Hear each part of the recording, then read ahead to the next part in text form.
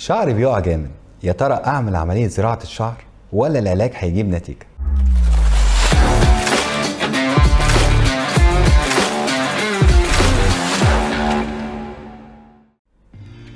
خلينا الاول نعرف اسباب تساقط الشعر. اسبابها ممكن تكون بعض الامراض زي فقر الدم ومشاكل الغدة الدرقية بتسبب التساقط، بالاضافة لبعض الاثار الجانبية لبعض الادوية زي ادوية الكيموثيرابي. كمان من اسباب التساقط بعض الامراض الجلدية اللي ممكن تصيب فروة الراس، سوء التغذية زي نقص في بعض المعادن زي الحديد او الزنك، او نقص في بعض الفيتامينز زي فيتامين اي، والبروتينات سبب مهم جدا كمان من اسباب التساقط، وهو التوتر النفسي والعصبيه، بالاضافه لتساقط ناتج من عادات غلط كنا متعودين نعملها زمان زي شد الشعر، او تسريحات معينه زي تسريح الديل الحصان والضفائر المشدوده لسنوات طويله جدا عند السيدات. كمان الصلع الوراثي من اهم اسباب تساقط الشعر، وده اللي بيكون علاجه زراعه الشعر. نقدر نفهم من الكلام اللي فات لو قدرنا نحدد السبب الحقيقي هنوصل للحل المناسب، سواء كان زراعة أو علاج، وده اللي بنقدر نقدمه في عيادات بيستار بنتائج فعالة ومضمونة